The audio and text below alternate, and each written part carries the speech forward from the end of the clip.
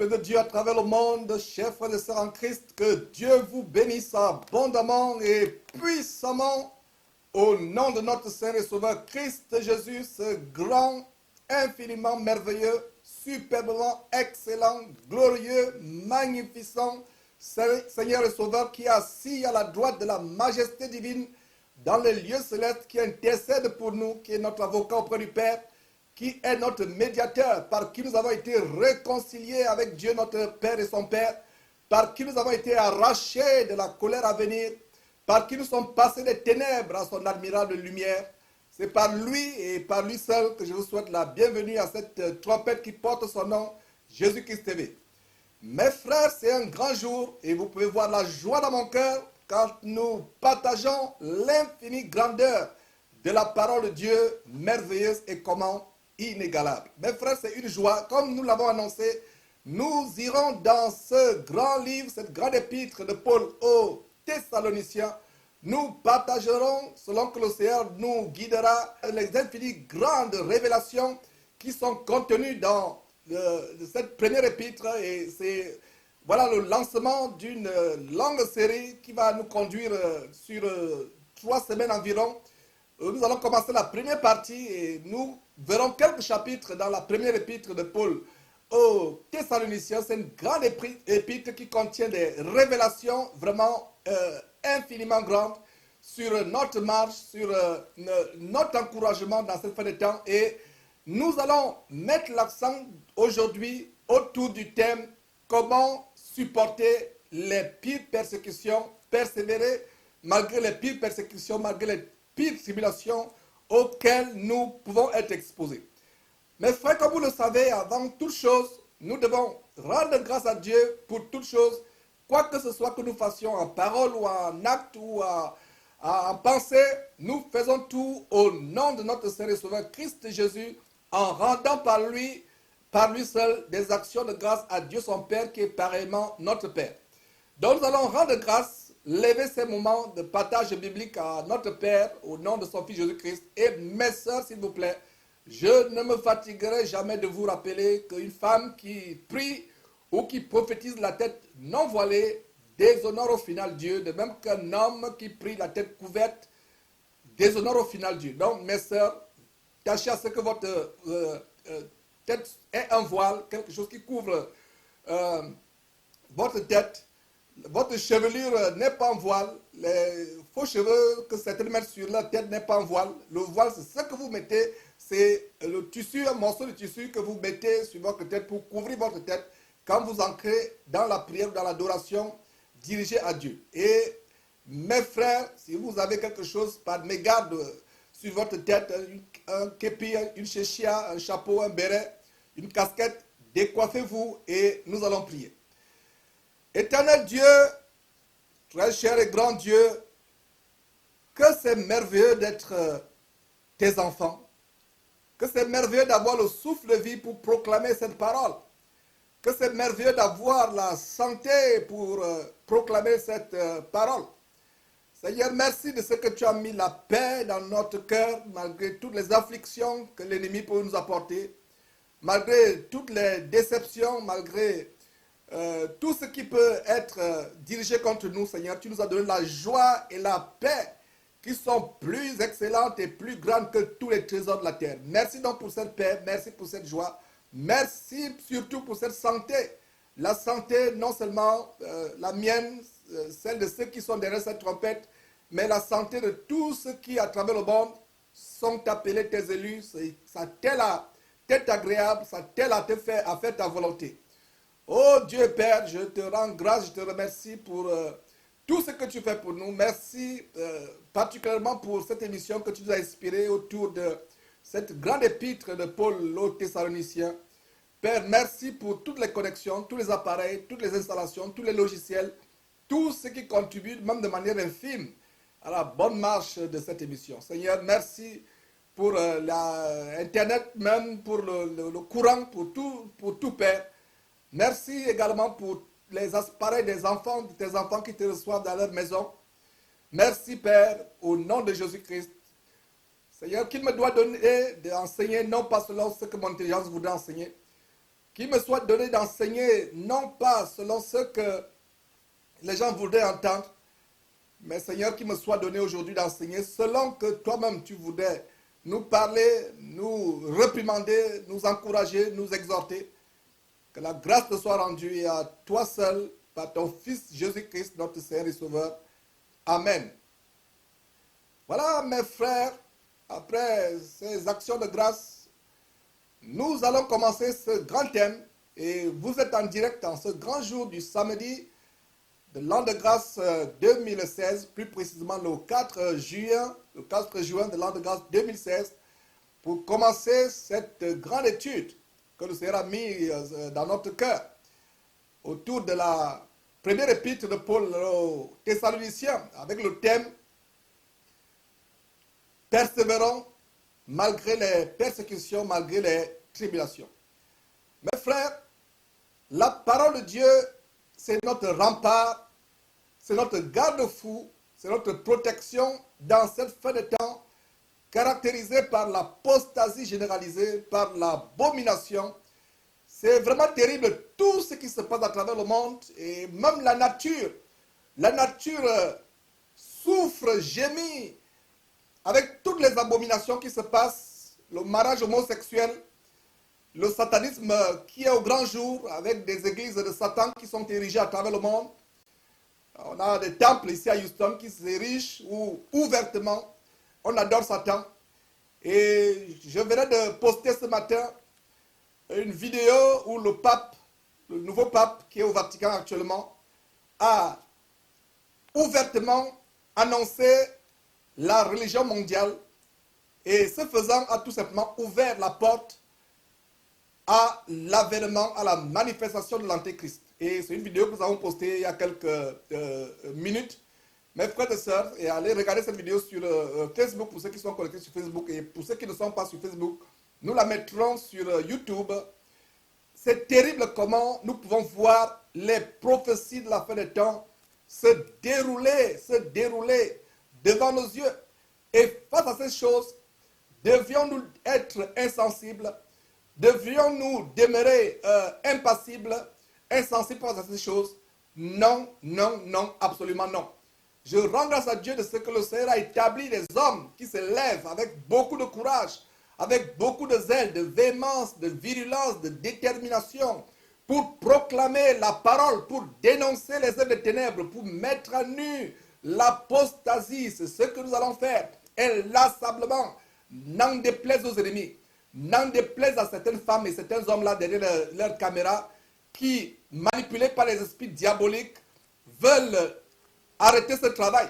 Ce travail n'est pas le travail d'un homme, ce travail n'est pas le travail de Georges, ce travail n'est pas le travail de Jésus-Christ. Ce travail, c'est le travail du Seigneur Jésus-Christ qui a établi des hommes pour proclamer, pour avertir le peuple de Dieu que la fin des temps est proche. Mes frères et sœurs, ce n'est pas un slogan de parti politique. Quand on dit que la fin du monde est là, ça veut dire que la fin du monde est là. Nous vivons des choses terribles. Regardez en France, une ville qui est une ville d'attraction de touristes pour le monde entier, mais depuis quelques jours, la France est frappée par l'inondation. Et je voyais justement hier sur une des vidéos à YouTube, je crois, ce monument phallique, ce grand monument phallique qu'on appelle la Tour Eiffel, qui n'est qu'un symbole satanique phallique, comment il était submergé pratiquement il y avait, dans le voisinage, il y avait des inondations dans le voisinage, dans les encablures de cette Tour Eiffel, et on a vu des vidéos comment il y a des inondations en France, et ce n'est pas le cas seulement en France, même à Houston ici, à travers le monde, il y a des tremblements de terre, il y a des phénomènes cataclysmiques, et la terre qui s'ouvre dans certaines régions de la terre. Mes frères, c'est des signes qui doivent nous avertir que la fin du monde n'est pas bien loin, avec des abominations comme ce que je vous expliquais, le pape qui, au grand jour, dévoile le projet qu'ils avaient dans les ténèbres, depuis qu'ils planifiaient dans les ténèbres, dévoile au grand jour la religion mondiale où le bouddhiste peut donner les mains à un chrétien, donner les mains à un musulman.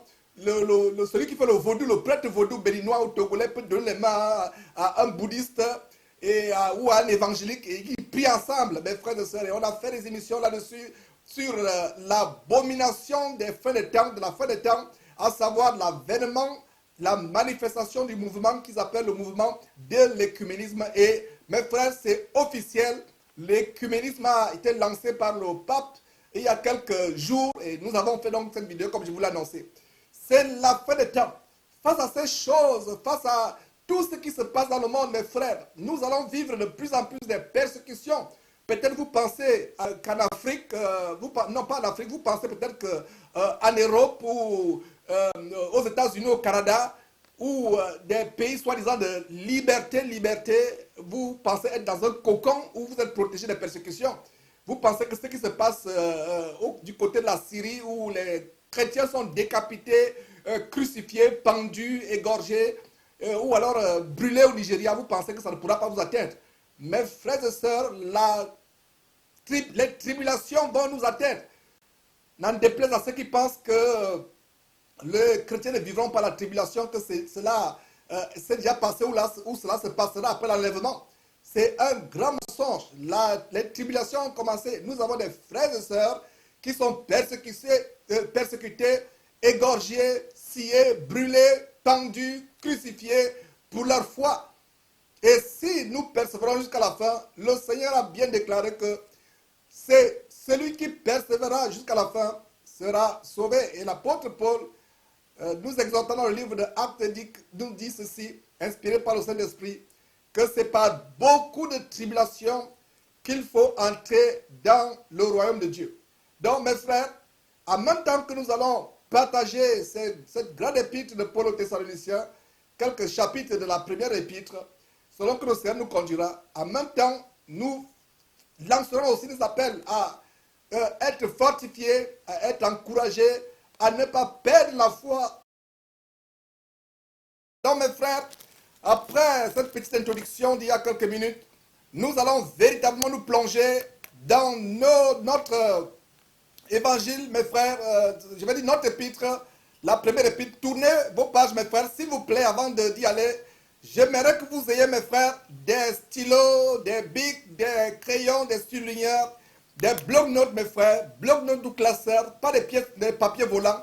Les papiers peuvent s'envoler, mes frères, mais voilà. Donc, mes frères, papier, non, mais bloc-notes, classeurs ou gros cahiers pour noter ces choses. Et avant de dire Amen à ce que nous enseignons, ce que j'enseigne dans cette trompette, vérifiez d'abord si ce qu'elle dit est comment est exact.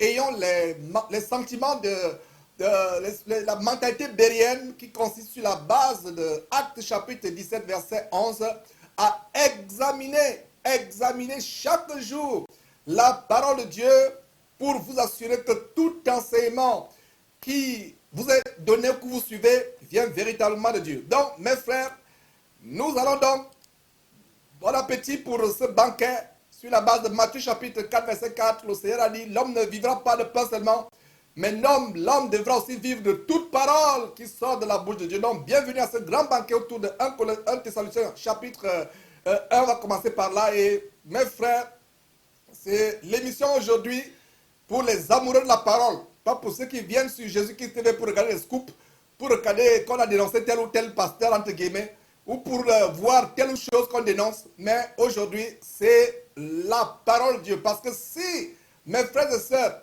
tous les chrétiens avaient les yeux ouverts, tous les chrétiens avaient le discernement, nous viendrons tout simplement derrière Jésus-Christ TV pour partager l'infinie grandeur de la parole de Dieu, merveilleuse et inégalable, sans faire une seule dénonciation, sans monter une seule vidéo, mais si nous montrons ces choses, et ça fait que les yeux des uns des autres soient ouverts avec les preuves que nous montrons, les preuves du satanisme, de la magie, de la sorcellerie, des choses abominables telles que l'homosexualité, la pédérastie, la sodomie qui ont infiltré le corps de Christ. Donc, sans vous faire languir, nous allons dans 1 Thessaloniciens, mes frères, chapitre 1er. Je vais lire avec vous et au fur et à mesure que nous lisons, nous allons partager les révélations, les exhortations, les réprimandes, les encouragements qui sont contenus dans ce livre. Donc, le verset 1 commence de cette manière. Paul et Sylvain et Timothée à l'église des Thessaloniciens qui est en Dieu le Père et en Jésus-Christ le Seigneur. Que la grâce et la paix vous soient données. Voilà, mes frères. C'est par là où nous commençons cette grande écriture. Nous voyons que l'apôtre Paul qui écrivait aux Thessaloniciens nous donne aussi ses compagnons de combat qui sont Sylvain et Timothée. Et les trois adressaient, disons par la direction de Paul qui inspiré par son esprit, donc ils écrivaient aux Thessaloniciens, ils s'adressaient aux Thessaloniciens, l'église des Thessaloniciens. Et il y a un grand enseignement déjà au chapitre 1 sur le concept d'église. Rien que le chapitre 1 peut faire un enseignement de 10 heures de temps. Mais en quelques minutes, je vais résumer, je vais vous donner des révélations. Aujourd'hui, nous entendons les gens dire « mon église ». Et à ceux qui disent « mon église », je l'ai dit souvent, si un homme vous dit « mon église », il y a des gens qui se vantent d'avoir des églises à travers le monde, des succursales. Il y a quelqu'un qui m'a écrit depuis la France, il me dit « frère, est-ce que tu as une église du côté de Rennes, en France, où je vis ?» Je lui ai répondu avec beaucoup d'amour et de douceur en lui disant que frère, il n'y a que les sociétés commerciales qui ont des succursales à travers le monde. L'église de Jésus-Christ est locale. L'église de Jésus-Christ n'a pas de nom. L'église de Jésus-Christ n'a pas un site internet. L'église de Jésus-Christ, c'est l'ensemble des croyants qui se réunissent dans une localité. Et l'église de Jésus-Christ véritable commence par au moins 2 personnes. L'église de Jésus-Christ n'est pas immatriculée à une administration quelconque. Comment cela? Les croyants sont supposés détruire les œuvres des ténèbres, exposer les ténèbres. Comment une administration qui est dans le satanisme, dans l'occultisme, dans la franc-maçonnerie, va vous donner à vous, Église de Jésus-Christ, l'autorisation pour fonctionner et les dénoncer et monter au grand jour avec l'évangile leurs œuvres infâmes? Ce n'est pas possible, n'est-ce pas? Donc, l'église véritable du Seigneur Jésus-Christ n'a pas de nom. Dans la Bible, on n'a jamais vu une église ayant un nom. Quand on parle d'église dans la Bible, c'est l'église de telle localité, l'église de Thessalonique, l'église d'Éphèse, l'église de Thyatire, l'église de Philadelphie, l'église de Sardes, l'église de Colosse, l'église de Corinthe, c'est l'église d'une localité. Donc, Paul s'est écrit à l'église de Thessalonique, des Thessaloniciens, dans la ville de Thessalonique qui était une ville importante dans l'Antiquité. L'église de Jésus-Christ n'a pas de nom. Il est question pour nous de retourner au standard de la parole de Dieu, de retourner au fondement des apôtres et des prophètes, dont Jésus-Christ lui seul est la pierre angulaire. Il n'est pas question de réinventer ou d'inventer le christianisme. Il n'est pas pour nous question d'innover. Comme le Seigneur Jésus-Christ a à venir, les gens de cette génération font exactement ce qui s'est passé au temps de Moïse. Moïse est monté sur le mont Sinaï. Les gens qui sont restés ont dit à Aaron, ce Moïse, depuis qu'il est monté, il ne revient pas. On ne sait pas qu'est-ce qu'il en est. Il est devenu. Fais-nous un Dieu selon nos propres imageries, selon nos propres tendances. Fais-nous un veau en or. Et voilà, donc ils ont rassemblé leurs bijoux qu'ils avaient remporté l'Égypte et toutes les bijoux, les métaux, les pierres précieuses. Ils les ont fondus pour élever un veau d'or. Ce qui se passe au temps de Moïse qui est monté sur le mont Sinaï se passe également aujourd'hui, après que Jésus-Christ soit aussi monté au ciel. Vous voyez le parallèle, vous voyez la comparaison. De même que Moïse est monté sur le mont Sinaï, au point où les enfants d'Israël s'impatientaient, au point de se détourner de la voie de Dieu pour se faire un Dieu selon leur imagerie, selon leur invention. De même dans cette génération, les gens sont impatients, ils se disent, mais c'est Jésus qui a dit qu'il viendra. Ça fait 2000 ans qu'il n'est pas venu. Inventons nous-mêmes nos voies de christianisme. Inventons nous-mêmes les manières par lesquelles nous pouvons aller à Dieu. Et comme je vous disais en début d'émission, cette abomination, ce veau d'or de la fin des temps, qui est l'œcuménisme, la religion mondiale, où le bouddhiste gabonais peut prier avec le vaudou béninois, où le bouddhiste tibétain peut prier avec l'hindouiste qui adore Krishna en Inde, ou le franc-maçon peut prier avec le musulman d'Arabie Saoudite, se donnent les mains et prier ensemble. La religion mondiale, ça c'est le grand veau d'or. Et en ce qui concerne mes frères et sœurs du mouvement soi-disant évangélique, protestantico, pentecôtiste, ce mouvement qui n'est rien d'autre que les ramifications du système papal, du système du Vatican, de la religion abominable catholique, nous voyons qu'il y a des choses perverses qui se passent. Les gens qui se rassemblent pour faire des choses pernicieuses. C'est ce que nous allons mettre à nu aujourd'hui. Nous allons mettre à nu ces choses selon que le Seigneur nous inspirera. L'église n'est pas un bâtiment. L'église n'est pas une fondation. L'église n'est pas une organisation. L'église, c'est l'ensemble des croyants qui se réunissent pour louer Dieu, pour prier Dieu. Même si vous êtes deux, vous formez une église. Mes frères et sœurs.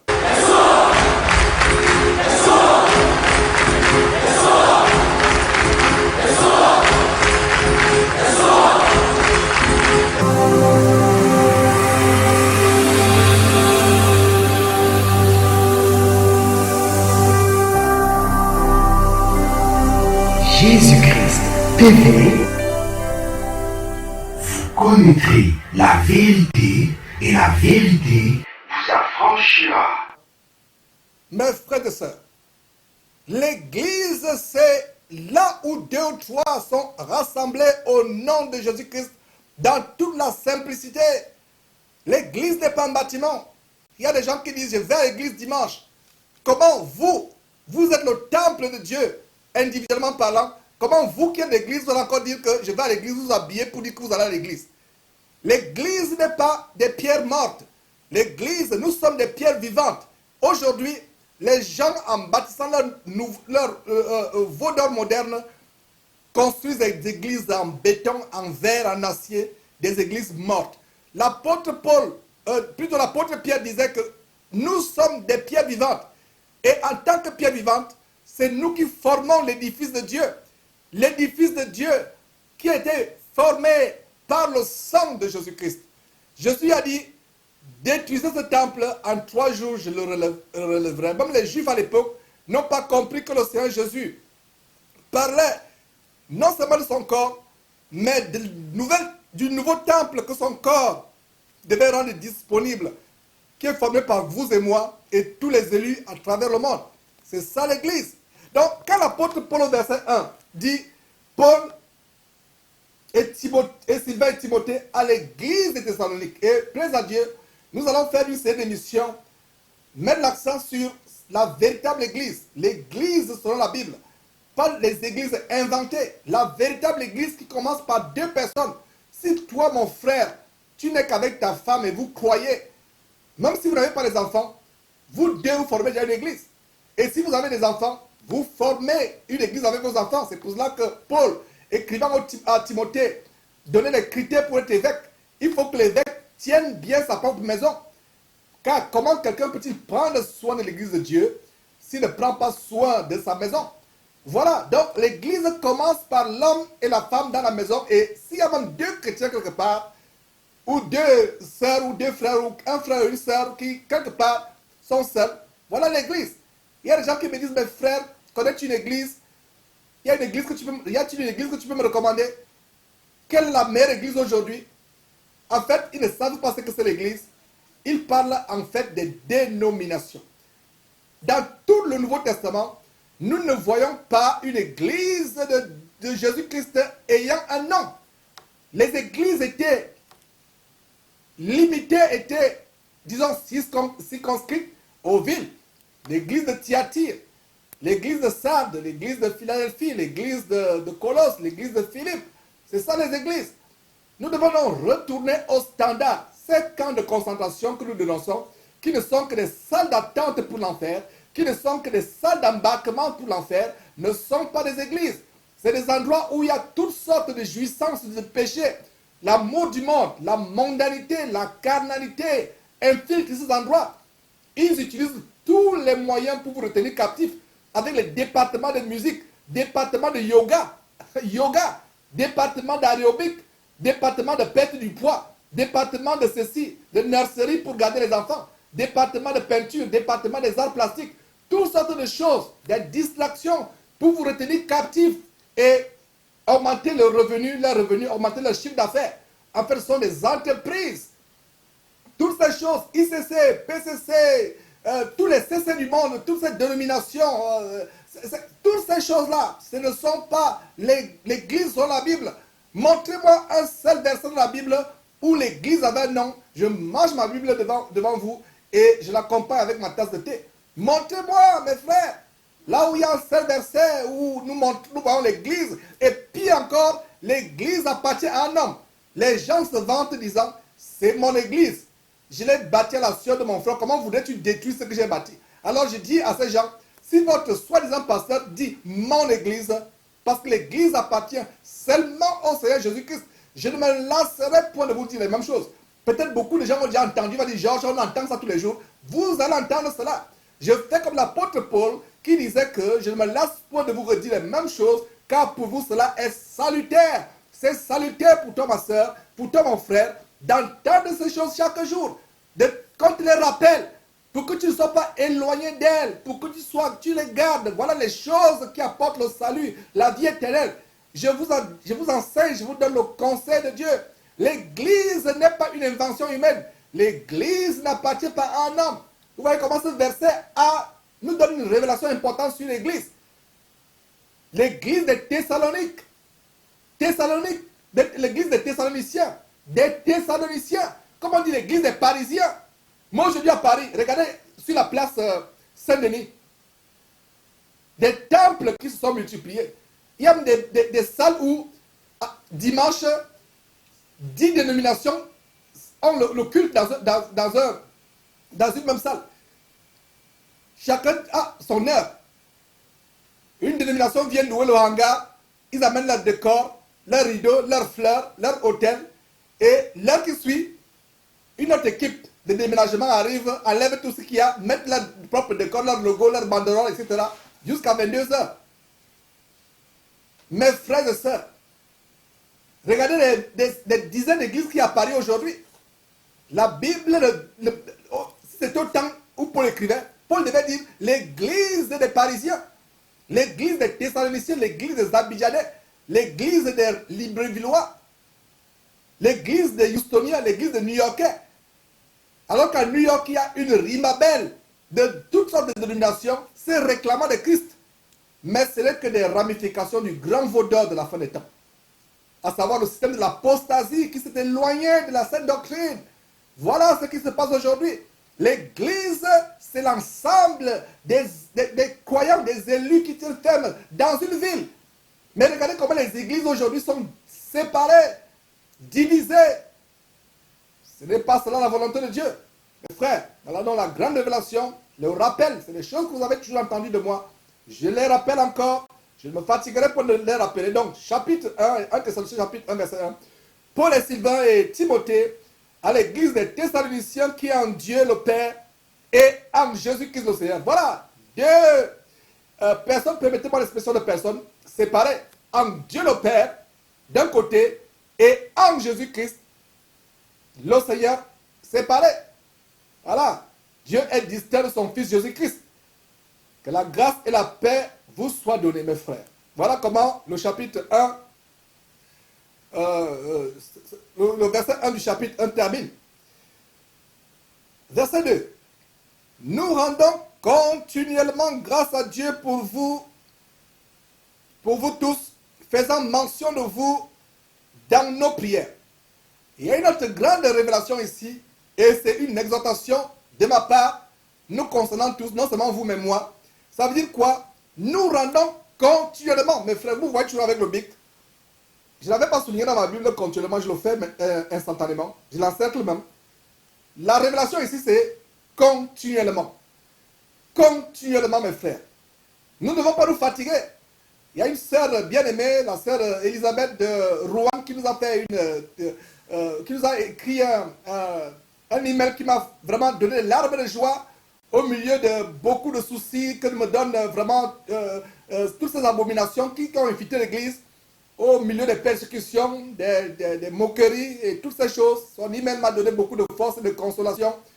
Quand elle ne comprenait pas la distinction entre... elle pensait que Jésus-Christ est en même temps son propre Père et son propre Dieu. Et après une vidéo que je lui ai envoyée, à savoir les révélations sur la relation entre Dieu et son Fils Jésus-Christ, elle a écrit étant contente.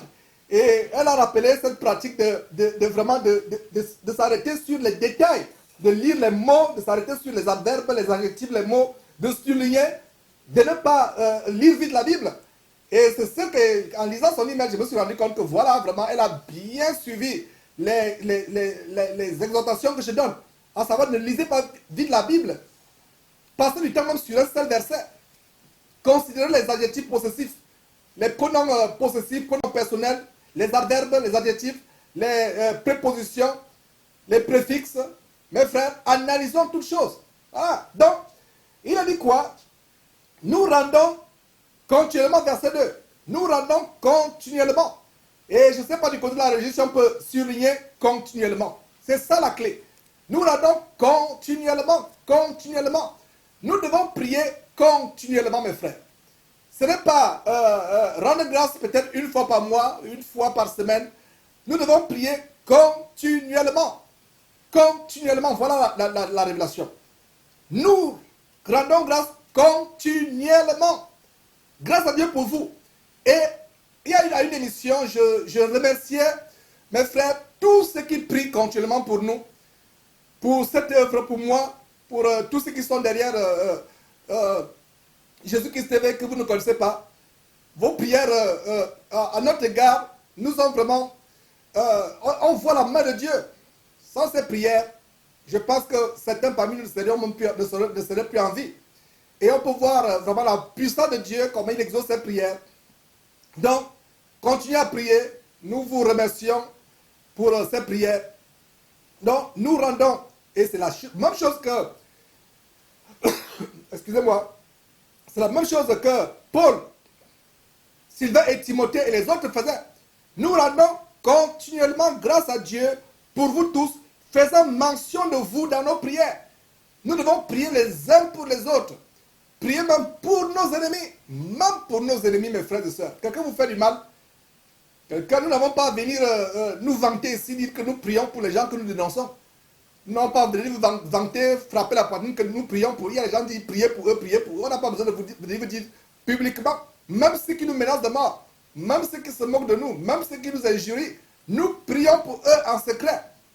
Vous n'avez pas besoin de le faire sur les places publiques pour être vu des hommes ou pour qu'ils sachent que vous priez pour eux. Faites-le dans le secret et Dieu qui voit dans le secret vous le rendra.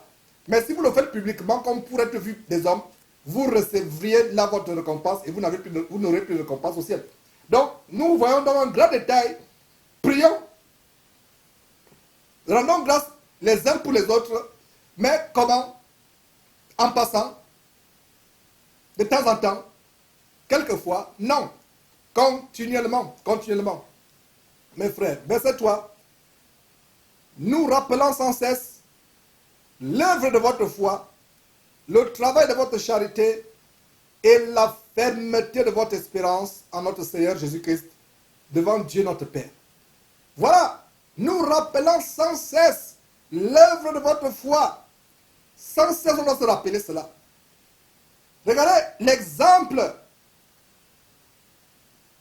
Regardez comment l'apôtre Paul vraiment fait l'éloge d'une église au verset 3. Paul se rappelait de l'œuvre de leur foi, le travail de leur charité, et surtout quoi? La fermeté de leur espérance au Seigneur Jésus. La fermeté. Il y a les gens qui disent, mais le Seigneur Jésus-Christ là, il est à l'avenir. Et beaucoup se relâchent. Beaucoup chutent. Beaucoup s'égarent loin de la foi. Ils font naufrage par rapport à la foi. Nous devons suivre l'exemple des Thessaloniciens. Nous affermir malgré les persécutions. Devenir fermes malgré les problèmes auxquels nous sommes confrontés. Malgré les soucis de la vie, malgré les inquiétudes que la vie peut nous donner. Mes frères et sœurs, voilà donc ce à quoi le standard auquel les Thessaloniciens étaient arrivés. Et l'apôtre Paul leur fait un grand éloge au verset 3. Nous rappelons sans cesse, l'œuvre de votre foi, le travail de votre charité et la fermeté. Soulignez la fermeté de votre espérance. Je vais m'arrêter un instant sur la fermeté de l'espérance. Notre espérance doit être ferme. Le contraire d'une espérance ferme, c'est une espérance chancelante. C'est une espérance ondoyante et diverse. C'est une espérance vacillante. Voilà le contraire. Une assurance ferme a pour contraire, je répète, une assurance, une fermeté, je vais dire une espérance ferme a pour contraire une espérance vacillante, une espérance emportant tout vent de doctrine ou de persécution ou de tribulation, une espérance chancelante, une espérance branlante, une espérance ondoyante, mais à l'opposé, nous voyons comment les Thessaloniciens avaient une espérance ferme. Même si le Seigneur Jésus-Christ met 2000 ans encore, tel à venir pendant 2000 ans encore, vous tous les élus qui sont sur terre, doivent avoir cette espérance jusqu'au retour de Jésus-Christ, ou du moins jusqu'à leur dernier jour sur terre, jusqu'à ceux qui s'endorment dans le Seigneur, sans dire mourir. Nous devons avoir une espérance ferme. Aujourd'hui, nous avons des espérances qui flottent comme les vagues de la mer. Quand il y a un petit problème, on perd son espérance, on perd sa foi. L'apôtre Paul parle de la fermeté de leur espérance. C'est un exemple. Ayant une espérance, notre espérance en Jésus-Christ ne doit pas seulement être quand le Seigneur Jésus-Christ nous a guéris d'une maladie. Ne doit pas seulement être quand le Seigneur Jésus-Christ nous a donné un emploi, ou une épouse ou un époux, ou quand le Seigneur Jésus-Christ nous a donné un visa pour aller en Europe, ou quand le Seigneur Jésus-Christ a fait que nous ayons une bonne affaire, ou nous sommes délivrés de quelque chose. Notre espérance doit être ferme, quels que soient les problèmes auxquels nous sommes confrontés, bien-aimés frères et sœurs en Christ. Notre espérance doit être ferme. Une espérance qui n'est pas ferme, c'est une espérance qui chancelle, qui vacille, qui est ondoyante. Ayant une espérance ferme. Qu'il y ait des tempêtes, qu'il y ait des cyclones, des ouragans, des hurricanes, des ouragans, oui, j'ai pas l'anglais, des ouragans, des tsunamis, qu'il y ait des tremblements de terre, qu'il y ait des tourbillons qui nous environnent, qui nous secouent. Notre espérance et notre foi doivent demeurer fermes, mes frères et sœurs. De plus en plus, le chrétien sera persécuté. Il y a quelques jours, un lien m'a été envoyé par une sœur de Houston qui montre comment les réseaux sociaux, YouTube, Google, Twitter et autres sont en train de se liguer pour interdire le radicalisme chrétien sur leur plateforme. Et qu'est-ce qu'on entend par radicalisme chrétien? Dénoncer l'homosexualité, dénoncer l'avortement, dénoncer le divorce, bref, dénoncer tout ce que le monde aime aujourd'hui. Et le prophète Isaïe parlait de cela. Et nous vivons notre génération vit ce que le prophète Isaïe avait déclaré. Les gens appellent mal bien, ils appellent bien mal. Et ces réseaux sociaux sur lesquels nous pulvérisons l'évangile nous ont mis en garde que dans les jours qui suivent, on ne devra plus voir des messages soi-disant radicaux, dénoncer le mariage sodomite. Un homme qui sodomise un autre homme ou qui prend du plaisir à se faire sodomiser par un autre homme. Une femme qui aboie derrière les parties génitales d'une autre femme comme elle. Les gens qui vont avec des enfants, qui abusent des enfants. L'inceste, des personnes qui avortent. Et quand nous publions ces choses, c'est nous maintenant contre les criminels. C'est nous maintenant contre les extrémistes, les radicaux. Nous vivons des temps où beaucoup auront la tête coupée, beaucoup seront pendus, beaucoup seront guillotinés à cause de leur foi chrétienne. D'ailleurs, cela ne se passe pas aujourd'hui.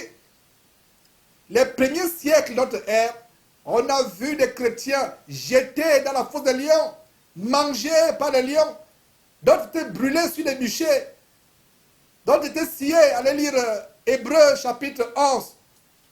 Certaines personnes ont refusé le salut, ont refusé la délivrance, préférant mourir pour aller attendre la plus grande espérance.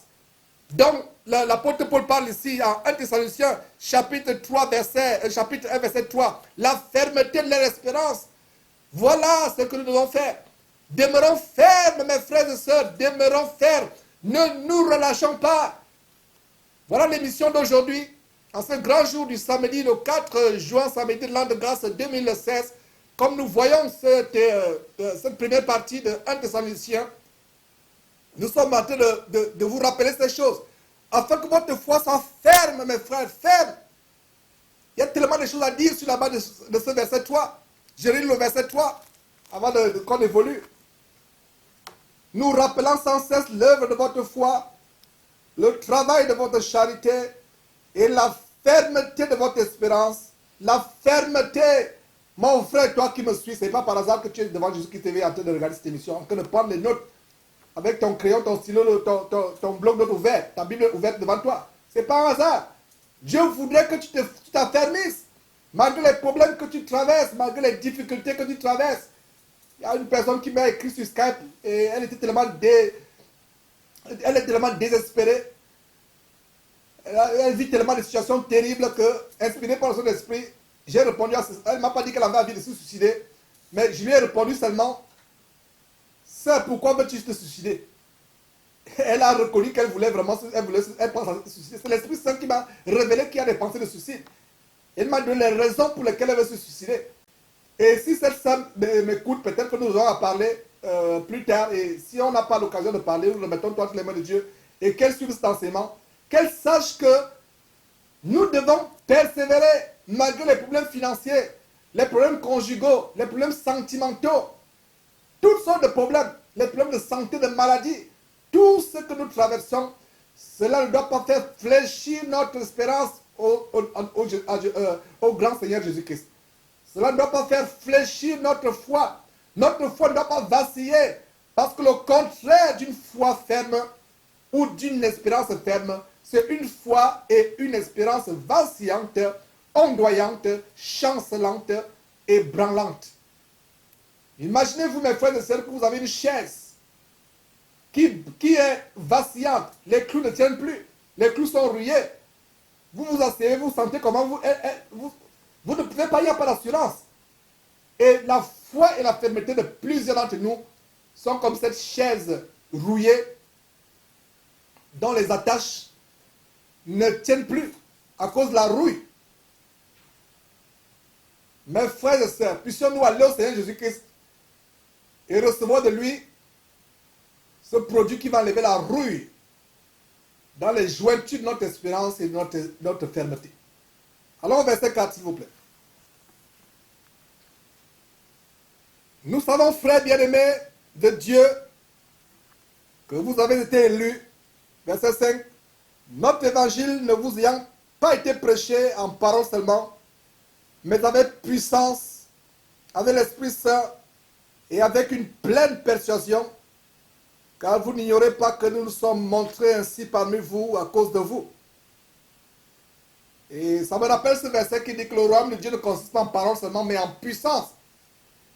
Mais malheureusement, ces faux serviteurs de Dieu, en vérité des agents de Satan déguisés en ministres de Christ, ne pouvant pas manifester la vraie puissance, vont acheter des puissances chez les prêtres vaudous, ou vont en Inde acheter les puissances du Kundalini par lesquelles ils font trembler dans leur nuit de réveil, pour ne pas dire nuit d'endormissement, pour faire ramper comme des serpents, crier comme des orang-outans. Des fausses puissances. Et la véritable puissance que nous avons est en Christ Jésus. Et toute personne qui a une espérance et une foi ferme en Christ Jésus opère les miracles. On n'a pas besoin de faire la publicité d'un miracle. Il y a des gens qui disent, mais vous, sur Jésus-Christ, montrez-nous aussi vos miracles, montrez-nous aussi comment les gens tombent à gauche, à droite. J'ai donné dans une émission les détails d'un faux prophète, d'un faux apôtre. Ce détail, c'est quoi? Les miracles, les prodiges publicitaires. Ils font un miracle, ils s'empressent d'aller publier ça sur YouTube. Et YouTube, la vidéo qui restera sur YouTube pendant des années, c'est la vidéo qui immortalise l'instant I, le temps T. de la soi-disant délivrance. C'est ce qui restera sur YouTube pendant des années. Mais il n'y a pas eu de vidéo pour filmer comment la personne qui soi-disant a été délivrée à la nuit de réveil, comment elle est chez elle 2 jours après. Peut-être qu'elle est même morte 2 jours après, 3 jours après. Peut-être qu'elle s'est empirée. Il n'y a plus de vidéo pour montrer comment elle s'est empirée ou comment elle est morte. Et je sais de quoi je parle. Il y a des gens qui ont appelé, qui disent, Georges, c'est vrai ce que tu dis, j'étais à telle veillée, j'étais à telle nuit de réveil, j'étais à telle croisade. On m'a imposé les mains, mais ça s'est empiré. J'ai même eu plus de démons que ceux avec lesquels je suis parti. C'est terrible. Il y a la puissance. Aujourd'hui, les gens veulent tellement épater ces descendants de Simon le magicien, les Simon le magicien de temps moderne, les Elimas Bar Jésus de temps moderne, veulent tellement épater les peuples, les foules, qu'ils sont prêts à tout. Allez prendre les grosses bagues de Maître Salomon et Maître Dana Bonsan et autres. Allez acheter des Bibles maïtisées, des Bibles imprégnées. Allez acheter des cannes mystiques. Allez manger la chair humaine. Allez faire boire le sang humain. Faire enterrer des bébés ou des hommes dans le sous-bassement des églises entre guillemets qui construisent, qui ne sont que les salles d'attente, pour avoir toutes sortes de pouvoirs, de puissance. Nous dénonçons ces choses. L'occultisme a gagné le corps de Christ dans ces fins de temps. La puissance de Dieu vient du Saint-Esprit, mais ne vient pas des esprits impurs, des démons. La véritable puissance, le verset 4 dit quoi, mes frères? Plutôt le verset 5. Notre évangile ne vous ayant pas été prêché en parole seulement, mais avec puissance, avec l'Esprit Saint. Avec puissance, virgule, avec l'Esprit Saint. J'aimerais qu'on souligne les détails, vraiment, les détails, pendant que nous, les détails soulignés sur votre écran, les détails de ces, vraiment, qu'on souligne cela, pour que vous compreniez, il y a la puissance, virgule, avec l'Esprit Saint. L'Esprit Saint vient immédiatement après puissance. Ça veut dire que cette puissance est attachée, est liée au Saint-Esprit. Aujourd'hui, la plupart de ces puissances par lesquelles vous faites trembler, tomber, ne viennent pas du Saint-Esprit. Ça vient des démons. Il y a une chose que je vais dire, mes frères, j'ouvre une parenthèse en disant ceci. Parlant de puissance dans cette nuit de réveil, l'apôtre Paul a dit, n'imposez pas les mains avec précipitation et ne participez pas au péché des autres. Aujourd'hui, les gens imposent les mains à tort à travers. Il y a même une nouvelle tendance. Vous imposez les mains, vous procédez devant soi-disant l'homme de Dieu ou la soi-disant femme de Dieu qui n'est en réalité que la descendante de Jézabel, parce que la femme ne peut pas être pasteur ou enseigner la Bible devant les hommes. Enseigner la Bible, non, ce n'est pas possible. Et je l'ai dit et je le redirai encore, quiconque écoute une femme enseigner, écoute Satan. Donc non seulement on se procède devant ces personnes pour avoir l'imposition des mains, mais il y a un panier. Donc il y a devant le soi-disant pasteur ou la pastoresse ou pasteuse ou pastrice, il y a un panier, vous vous prosternez devant le panier et devant lui ou devant elle, et on vous dépose les mains. On n'a jamais vu dans la Bible un verset qui nous montre que on doit imposer les mains pour chasser les démons. D'où vient cette pratique? Même le fait d'imposer les mains pour guérir, cela ne doit pas se faire à tort à travers. L'apôtre Paul disait, n'imposez pas les mains avec précipitation et ne participez pas au péché des autres. Donc peut-être toi, homme de Dieu qui me suis, qui vraiment veut sincèrement servir le Seigneur Jésus-Christ en vérité, peut-être tu as que de faire des choses parce que tu es emporté par le vent, parce que tu vois dans ces nuits de réveil ou de croisade ou de conférence, peu importe ces nuits qu'ils organisent. Je ne sais même pas pourquoi ça se passe d'abord toujours la nuit. Bref, c'est un commentaire que quelqu'un avait posté lors d'une émission en direct.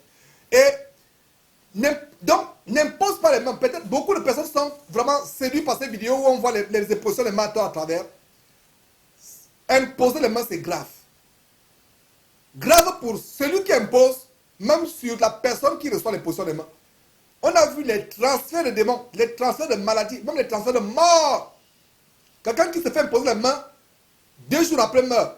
La personne qui impose les mains, on a vu des pasteurs mourir parce qu'ils ont imposé les mains à une personne qui était remplie d'une légion. Et lui-même n'était pas vraiment sanctifié, vivait encore dans le désordre, l'adultère, la fornication, la masturbation. Et s'empêche d'imposer les mains. Et il meurt soit sur le champ, soit après. Ne participons pas au péché des autres. Mon frère, ma soeur, ne te laisse pas imposer les mains par n'importe comment, par n'importe qui. Il faut avoir le discernement. Et toi, serviteur du Seigneur Jésus-Christ, véritablement, avant d'imposer les mains, assure-toi que c'est le feu vert de Dieu. Donc, ces manifestations de puissance où les gens tombent à gauche, à droite, forcément, ça ne vient pas de Dieu. Les gens veulent épater. Les gens veulent se donner une aura. Les gens veulent se donner un charisme. Les gens veulent se donner une personnalité dans le corps de Christ. Vous n'avez pas besoin de cela. Aujourd'hui, il y a des apôtres là dehors, des prophètes. S'ils cessent de faire leur cinéma, leur cirque, personne ne va plus les suivre. S'ils se concentrent seulement à enseigner, personne ne va les suivre. Parce que quand vous écoutez ce qu'il enseigne, il vous tord vraiment l'écriture au point de vous dire que quand Joseph en Égypte s'est fait connaître à ses frères, c'est qu'il a soulevé ses vêtements pour leur montrer, il leur a montré sa nudité. Donc voilà comment il s'est fait connaître. C'est terrible. Voilà comment ils vont vous enseigner des choses terribles. Et donc si ces gens ne faisaient pas les miracles, des délivrances, personne n'irait dans leur nuit de réveil, dans leur croisade. Personne n'irait. Qu'ils fassent 1 mois, 2 mois, 3 mois sans faire leur cirque, leur cinéma. Personne ne va les suivre. Alors pour maintenir une audience, pour maintenir les gens, ils font ces choses. L'apôtre Paul ne faisait pas les délivrances à tort à travers. Les délivrances ou les guérisons étaient de manière instantanée.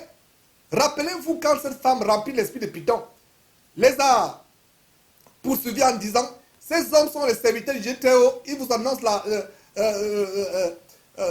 l'évangile. Ça s'est passé pendant plusieurs jours. Paul ne s'est pas empressé de chasser l'esprit de Python. Il a attendu le feu vert. Soyons prompts à écouter Dieu et à attendre son feu vert. Ne faisons pas les choses selon nos émotions pour plaire aux hommes. Il y a des fois, on va imposer les mains pour plaire à la personne à qui on dépose les mains. On fait une délivrance pour plaire à la personne avec qui on fait la délivrance. Non. Ne faisons pas des délivrances, des guérisons pour plaire aux gens, pour attirer les foules, pour que les gens nous suivent. Attendons le feu vert de Dieu. Est-ce que Dieu opère la puissance parmi nous aujourd'hui? Bien sûr, il opère la puissance. Mais le verset 5 dit quoi? Avec le Saint-Esprit. Ce n'est pas avec les démons. Regardez comment la Bible, un verset peut avoir des détails. Quand vous lisez la Bible très vite, il y a des détails qui vous échappent. Le verset 5 dit quoi? Allons au verset 5, mes frères. Vous allez voir le détail pendant que je continue à parler de ces choses. Il a dit quoi? Verset 5. Notre évangile ne vous ayant pas été prêché en parole seulement, mais avec puissance, virgule, avec le Saint-Esprit. Ça vous montre quelle est l'origine de cette puissance. Aujourd'hui, ce n'est plus avec le Saint-Esprit, c'est avec le Kundalini, c'est avec le yoga, c'est avec le Tai Chi Chuan, le Tai Chi Chuan, c'est avec le Kundalini, c'est avec le yoga, c'est avec les fétiches, c'est avec le vaudou, mais ce n'est pas avec le Saint-Esprit. Et la raison pour laquelle ce n'est pas avec le Saint-Esprit, c'est que vous ne verrez jamais dans tout le Nouveau Testament un serviteur du Seigneur Jésus-Christ faire une soirée et annoncer que vous aurez, venez, ce sera chaud. Il y aura des miracles, il programme le Saint-Esprit. On ne programme pas le Saint-Esprit. J'espère que vous et moi nous lisons la même Bible et non les Bibles imprégnées des faux pasteurs qu'ils achètent chez les vaudous, les prêtres vaudous. La vraie Bible ne montre jamais que même Jésus-Christ ne disait pas que venez à Galilée, venez à Bethléem, il y aura des miracles, il y aura la multiplication de pain. Dieu son Père surprenait par les choses qui se passaient. Même quand il allait, Marie et Marthe, les sœurs de Lazare l'ont invité. Ils n'ont pas dit, Seigneur, viens vraiment, Lazare est mort, le Seigneur fait quelque chose pour lui. Le Seigneur ne leur a pas dit, je viendrai et je le ressusciterai. Non! Jésus aimait tellement Lazare qu'il s'est rendu, il a même traîné en route. Dans aucun verset, il n'est dit, mes frères, là vous comprenez que quand vous voyez une affiche, ces affiches pompeuses, d'abord il n'y a même plus Jésus qui se là l'affiche, c'est eux. Ils prennent des posters comme les mannequins, avec Photoshop, ils brillent, mais comme beaucoup pensent que c'est le Saint-Esprit qui les fait briller comme ça. C'est l'esprit que vous pensez, ça s'appelle Photoshop. Allez faire, vraiment, ça n'a rien à voir avec la parole de Dieu. Donc ils font des croisades pour annoncer qu'il y aura des délivrances. L'apôtre Paul, l'apôtre Pierre, même le Seigneur Jésus-Christ n'avait jamais annoncé que venez la semaine prochaine, il y aura des délivrances. Vous annoncez déjà qu'il y aura des délivrances. Cette assurance ne vient pas du Saint-Esprit. Cette assurance vient de leur fétiche, de leur gris-gris, des pouvoirs occultes par lesquels ils vous font des pseudo-délivrances. Est-ce que vous comprenez? Regardez comment le verset 5 parle de puissance, mais avec le Saint-Esprit. Puissance avec le Saint-Esprit. Il y a des soi-disant puissances aujourd'hui, mais ce n'est pas avec le Saint-Esprit, c'est avec des esprits de démons. Aucun homme de Dieu dans la Bible, dans le Nouveau Testament, de Genèse à Apocalypse, montrez-moi un homme de Dieu qui dit il y aura une grande veillée, il y aura des miracles, les aveugles verront, les gens marcheront, venez, venez, venez, venez. Rien que cela, ça doit vous montrer, mes frères et sœurs, que c'est le faux. Un vrai homme de Dieu ne sait pas ce qui va se passer. Il nous a arrivé, je n'aimerais pas dire cela pour que maintenant la gloire soit sur Georges ou bien sur qui que ce soit. Il nous a arrivé que nous ayons dans des réunions des églises de maison entre les frères. La puissance se manifeste, on est même surpris. La puissance se manifeste. Le temps me manquerait pour vous donner des détails. Ceux qui pensent qu'on ne manifeste pas la puissance, on ne fait pas la publicité de la puissance de Dieu. La Bible dit qu'un homme que te loue et non ta propre bouche. Tu as soi-disant délivré quelqu'un, tu t'empêches à poster la vidéo sur Internet. C'est pour faire quoi? C'est pour attirer l'attention sur toi. Et je mets cet apôtre par excellence, je les mets au défi. Qu'ils cessent pendant 3 mois de faire des miracles. Qu'ils annoncent même qu'on n'aura plus des nuits de miracles publics. Ce sera selon que le Saint-Esprit va conduire. Mais on n'aura plus des séances où vous venez pour vous attendre à des miracles, pour vous attendre à des guérisons. Personne n'irait plus jamais. Qui se concentre à ouvrir seulement la Bible comme nous le faisons, à enseigner la parole de Dieu, personne ne va les suivre. Donc ceux qui les suivent ne sont pas amoureux de la parole de Dieu. En fait, c'est les gens qui vont à Jésus-Christ pour soigner leur vie, pour être guéris, pour être délivrés. C'est pour ça que quand vous dites à ces femmes qui vont dans cette nuit de réveil que voilez-vous la tête, elles ne peuvent même pas se voir la tête. Parce qu'elles tiennent à leur coquetterie, elles tiennent à comment on veut les voir. Elles n'ont pas abandonné leur vie pour se tourner au Seigneur Jésus-Christ. Elles n'ont pas abandonné leur vie pour accepter Jésus-Christ. Elles tiennent encore à leur vie. Donc, elles vont à Jésus-Christ comme une prostituée vers un client. La prostituée n'aime pas le client. La prostituée n'a pas de considération pour le client. La prostituée, tout simplement, va vers le client pour recevoir les bénédictions, mes frères et sœurs. On va revenir après cette petite pause. Mes frères, vous connaissez la vérité vous affranchira.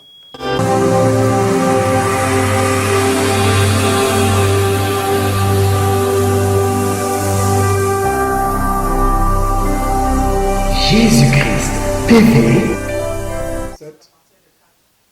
Voilà mes frères, nous sommes en direct derrière cette trompette dans ce grand jour du samedi 4 juin de l'an de grâce 2016 et en train de partager ce grand livre, ce grand épître de Paul aux Thessaloniciens. Nous sommes au chapitre 1 et avant la pause, nous étions au verset 5 qui dit ceci: notre évangile ne nous ayant pas été prêché en parole seulement, mais avec puissance, avec l'Esprit Saint et avec une pleine persuasion, car vous n'ignorez pas que nous nous sommes montrés ainsi parmi vous à cause de vous. Et nous mettions le temps ici sur la puissance avec laquelle Paul et ses compagnons de combat prêchaient l'évangile, cette puissance venant du Saint-Esprit, qui est contraire à cette puissance que vos apôtres par excellence aujourd'hui, prophètes par excellence, opèrent, la puissance venant des esprits des démons. Et j'étais en train de développer des aspects pour vous aider à avoir le discernement. Si vous allez dans une veillée où on a annoncé nuit de gloire, nuit de prospérité financière, nuit de ceci, il y aura une pluie de bénédictions, il y aura une pluie de miracles, il y aura ceci, fuyez.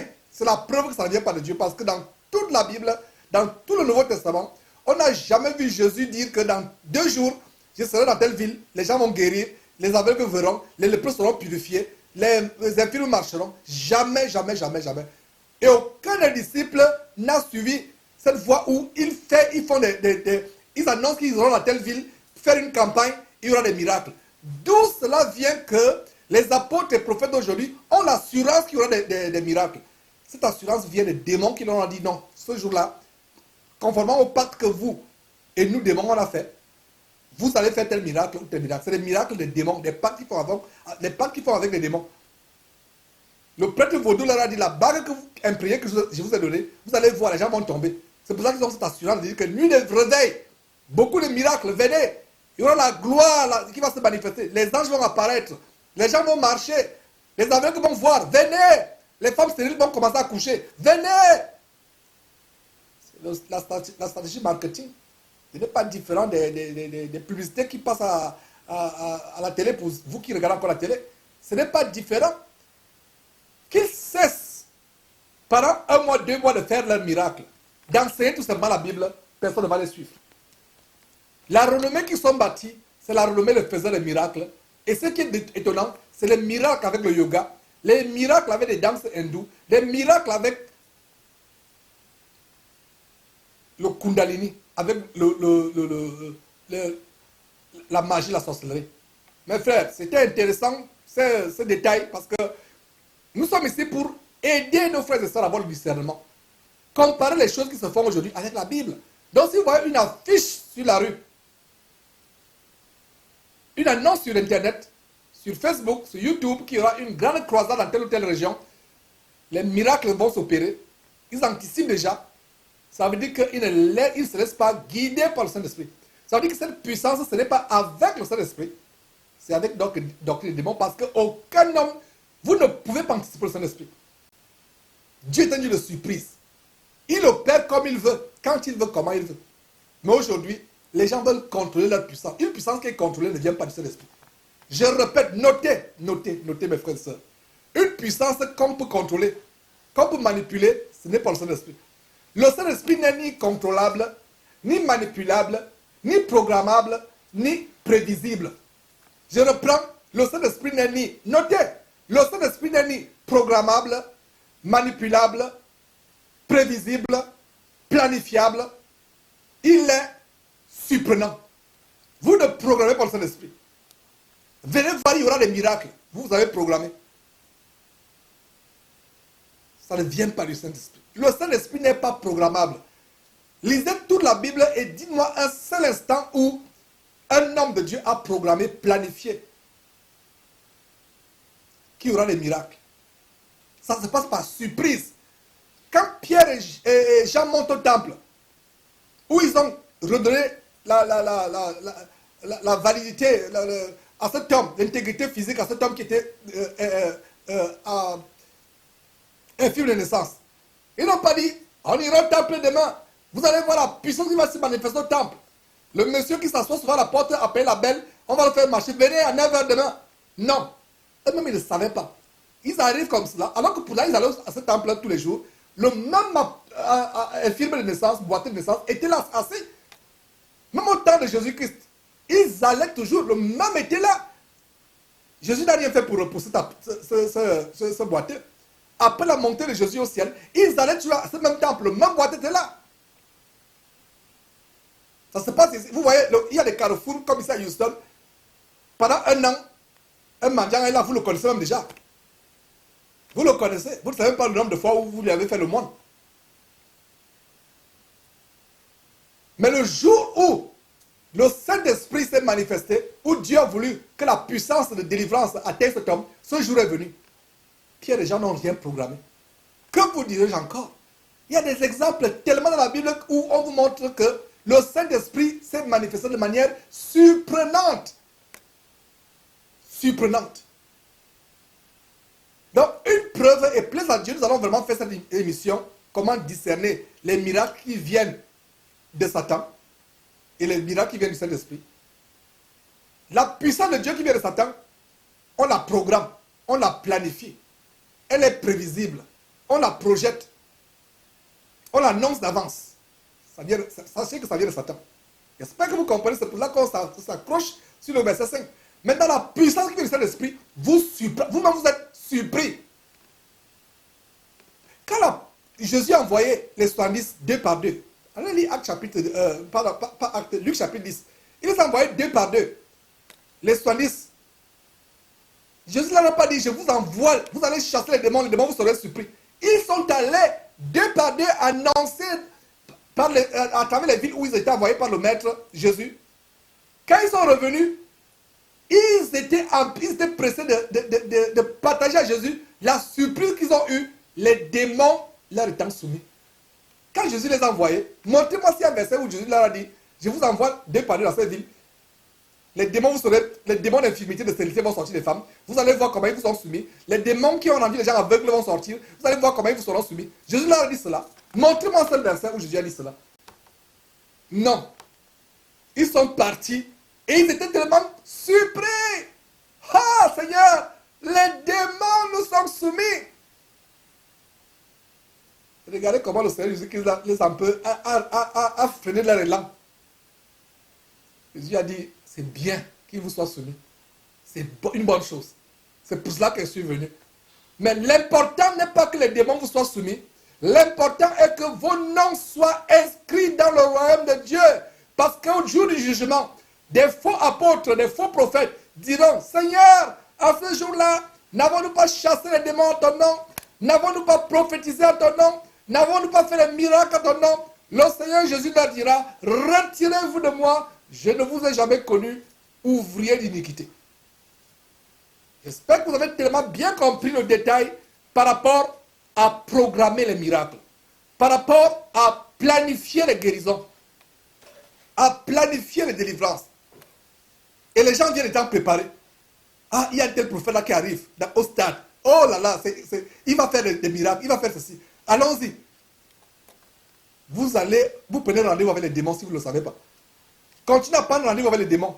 Si quelqu'un va à une croisade où on a planifié les miracles, vous avez pris rendez-vous avec les démons. Si c'est payant, vous avez payé l'entrée pour aller rencontrer, flirter avec les démons. Et ils vont bien remplir vos corps. Votre situation sera pire que celle au départ quand vous êtes parti. J'espère que c'est clair. La raison, le verset 5 qui nous a amené à ouvrir cette grande parenthèse. Verset 5, nous sommes à 1 Thessaloniciens chapitre 1, verset 5. Notre évangile ne vous ayant pas été prêché en parole seulement, mais avec puissance, avec l'Esprit Saint et avec une pleine persuasion, car vous n'ignorez pas que nous sommes montrés ainsi parmi vous, à cause de vous. Verset 6. Et vous-même, vous avez été mes imitateurs et ceux du Seigneur, en recevant la parole au milieu de beaucoup de tribulations, avec la joie du Saint-Esprit. Voilà, c'est le thème d'aujourd'hui. En recevant la parole au milieu de quoi? De beaucoup de tribulations, avec la joie du Saint-Esprit. D'où vient cet enseignement de mort, venant du sujet de mort, qui dit que les chrétiens ne connaîtront pas la tribulation ou même la grande tribulation? D'où vient cet enseignement? Ce verset dit quoi? Vous avez été mes imitateurs et ceux du Seigneur, en faisant quoi? En recevant la parole au milieu de beaucoup de tribulations avec la joie du Saint-Esprit. Voilà ce qui va se passer. Est-ce que c'était seulement pour les Thessaloniciens? N'est-ce pas aussi pour nous aujourd'hui? Nous allons recevoir la parole de Dieu au milieu de beaucoup de tribulations. Mais ça ne s'arrête pas là, avec la joie du Saint-Esprit. Parce que les tribulations font mal dans la chair. Selon la chair, ça fait mal, c'est pénible.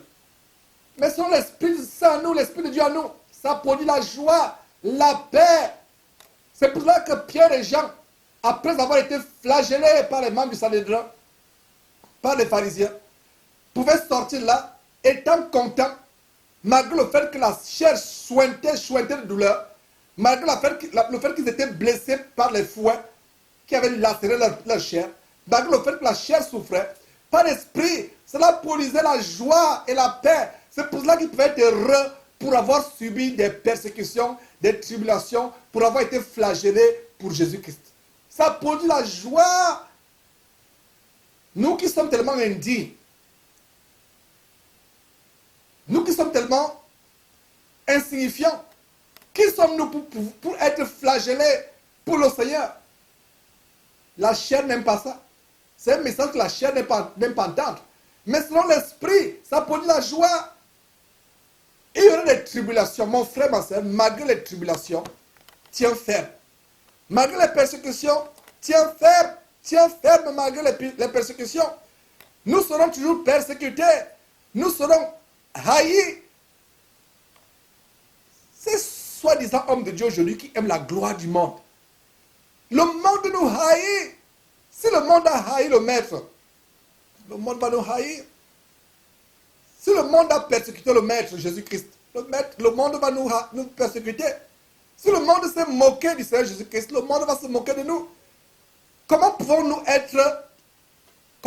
déclarer être serviteurs de Jésus-Christ et être aimés par le monde?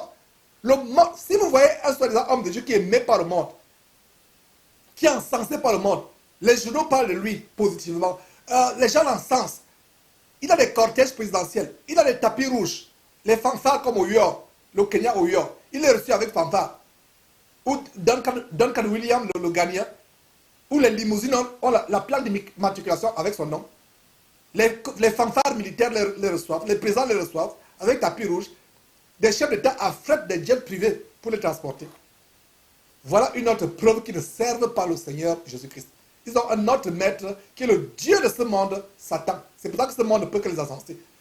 Parce que le Dieu de ce monde qui a la puissance de l'air, la puissance de ce monde, si vous aimez et servez véritablement le Seigneur Jésus-Christ, ce monde, avec celui qui est le Dieu de ce monde, ne pourront pas vous aimer. Vous serez persécutés. Donc, malgré cela, mes frères, verset 6, nous faisons quoi? Nous devons être des imitateurs de l'apôtre Paul. Combien de fois l'apôtre Paul a été flagellé? Combien de fois l'apôtre Paul a été battu, persécuté, dans le naufrage, lapidé une fois, laissé pour mort? Il a reçu 40 coups moins 1. On l'a persécuté dans les chaînes, dans la nudité, dans la faim. La persécution était intense. Aujourd'hui, dès qu'il y a une petite persécution, beaucoup de gens se refroidissent. Mes frères, suivons l'exemple de gens comme Pierre, comme Paul, comme Jacques et autres. Malgré la tribulation, ils avaient la joie dans leur cœur. La joie que leur produisait le Saint-Esprit. Le Saint-Esprit est là pour combler les faiblesses de la chair.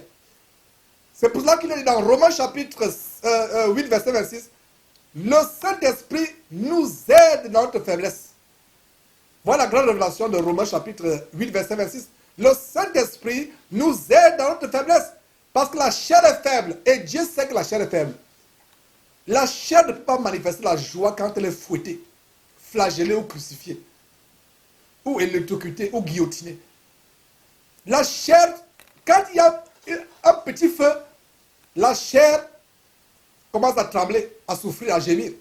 Quand il y a un petit froid, la chair commence à gémir, à trembler. Mais pas le Saint-Esprit qui nous donne la faiblesse de la chair. Le Saint-Esprit apporte la joie, même au milieu des persécutions. Frères, sœurs, puisses-tu, ne serait-ce qu'en écoutant ce que je suis en train de dire, retrouver la joie que les persécutions, que les problèmes, les déceptions, les rejets, les abandons, les difficultés auxquelles tu es exposé t'ont causé. Puissent les paroles que je dis, inspirées par le Saint-Esprit, te redonner cette joie selon le Saint-Esprit, cette paix selon le Saint-Esprit, cette tranquillité selon le Saint-Esprit. C'est pour ça que l'apôtre Paul, au fond de sa cellule de prison, ayant froid, comment est-ce qu'il avait froid au fond de la prison? C'est pour ça qu'il dit, je crois à Timothée, en revenant, n'oublie pas mon manteau. Apporte-moi le manteau, il avait besoin de se couvrir. Couvrir la nudité dans la prison où il était. Malgré cela, ça produisait la joie. Beaucoup parmi nous seront exposés à des grandes tribulations, c'est en train de venir. Beaucoup de choses que j'ai annoncées derrière cette trompette sont en train de se réaliser devant nos yeux. Nous allons vivre des temps difficiles. C'est le moment pour nous, mes frères, de nous préparer. Et ça fait beaucoup de prières afin que notre foi soit non pas chancelante, non pas vacillante, non pas ondoyante, mais que notre foi et notre assurance soient fermes, solidement ancrées sur le rocher de tous les âges, qui est le Seigneur Jésus-Christ. Le Seigneur Jésus-Christ. Donc voilà mes frères et sœurs, verset 6. Et vous-même, vous avez été mes imitateurs et ceux du Seigneur, en recevant la parole au milieu de beaucoup de tribulations avec la joie du Saint-Esprit. En sorte que vous êtes devenus un modèle pour tous les croyants de la Macédoine et de l'Achaïe. Regardez comment les Thessaloniciens étaient devenus les modèles pour tous les croyants de la Macédoine et de l'Achaïe. Ils étaient devenus un modèle. Frères qui m'écoutent, sœurs qui m'écoutent, faites tout pour être un modèle pour les autres. Votre église dans votre maison doit faire tout pour être un modèle pour les autres. Faisons tout pour être les modèles les uns pour les autres. L'église de Paris à Champigny-sur-Marne est notre modèle. Nous, l'église de Houston. L'église de Houston est pour modèle à l'église de Libreville. L'église de Libreville est pour modèle à l'église d'Abidjan. Nous sommes les modèles les uns pour les autres. Regardez comment les Thessaloniciens étaient arrivés au point où ils étaient un modèle pour tous les croyants de la Macédoine et de l'Achaïe, d'importantes provinces dans l'Antiquité, au 1er siècle de notre ère.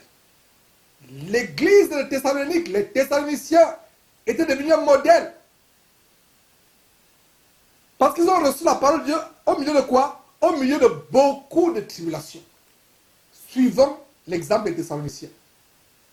N'ayons pas peur des persécutions. Regardez comment, malgré les persécutions, on a vu au verset 3 comment Paul a en train de louer la fermeté de leur foi et surtout la fermeté de leur espérance. Au milieu et le verset 6 apporte la révélation selon laquelle, malgré le fait qu'ils étaient au milieu des persécutions, au milieu des tribulations, ils recevaient la parole avec la joie du Saint-Esprit. Beaucoup vont se décourager quand cette trompette a été lancée le 12 janvier, le samedi 12 janvier 2013. Les gens écoutaient de nouvelles choses. Ils disent, voilà, c'est un nouvel évangile. Pourtant, c'est l'évangile qui va depuis 2000 ans dans leur Bible. Mais parce que c'est nouveau, parce qu'on leur enseigne autre chose que l'évangile de théologie, l'évangile de mort, que leur pasteur et prophète par excellence leur enseigné par des années. Ils pensaient que c'est nouveau. Beaucoup étaient enthousiastes.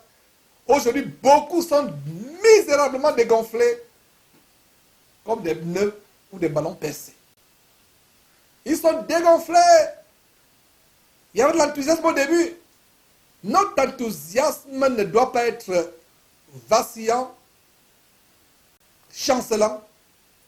Ça doit être ferme jusqu'à la mort.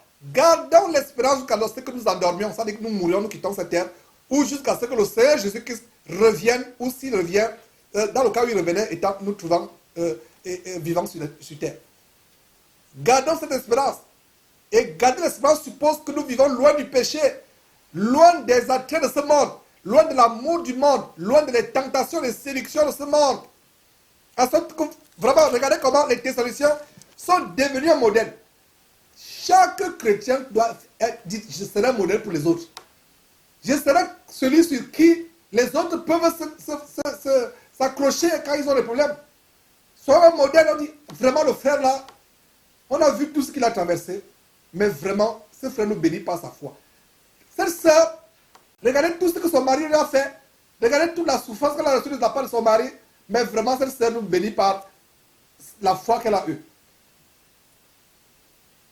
Les Thessaloniciens étaient devenus un modèle pour les croyants de la Macédoine et de l'Achaïe. Verset 8.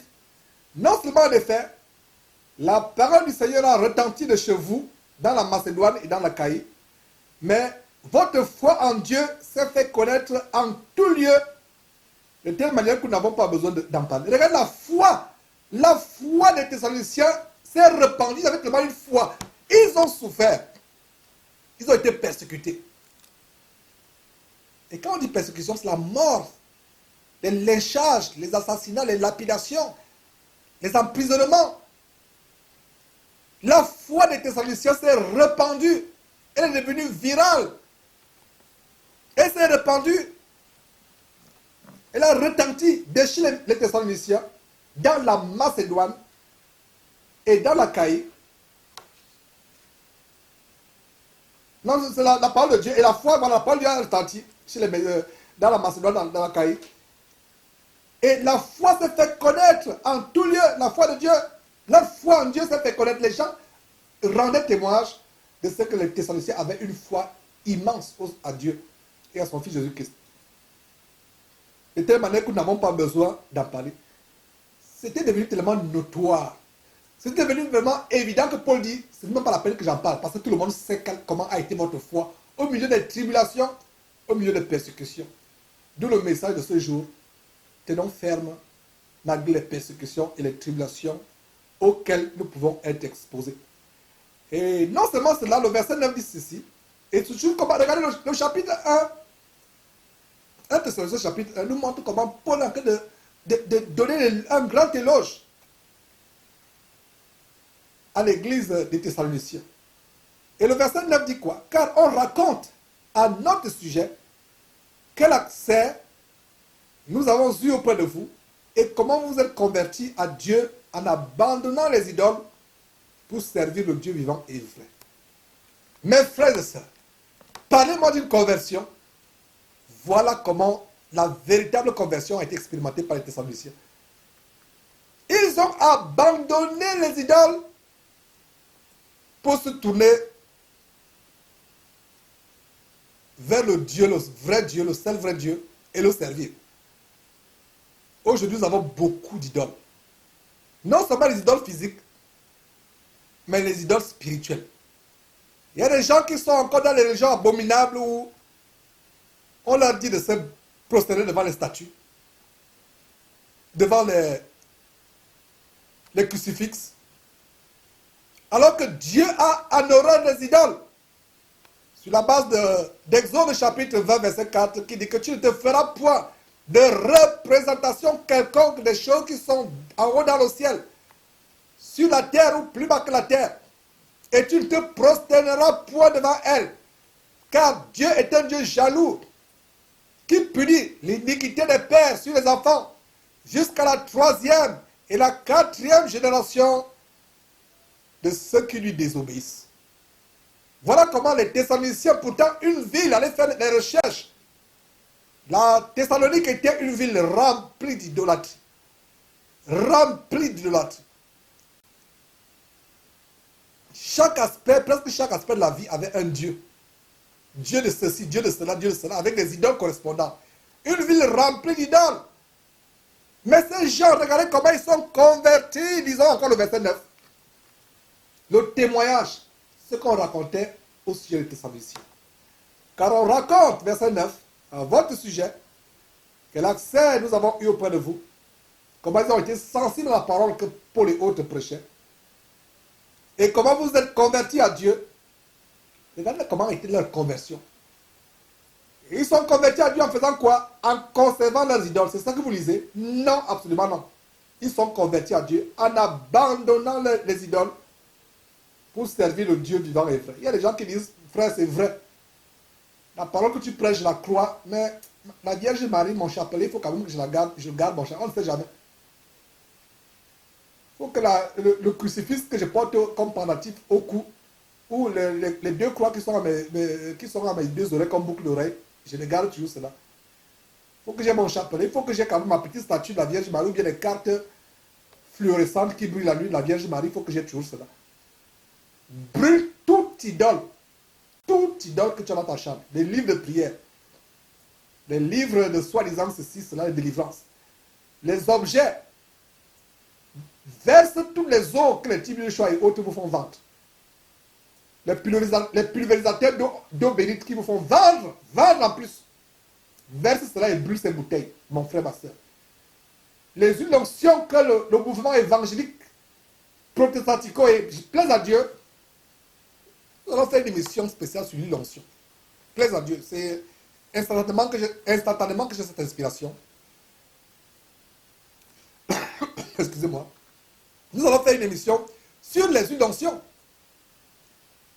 Voilà une autre idolâtrie. On fait payer les huiles d'onction.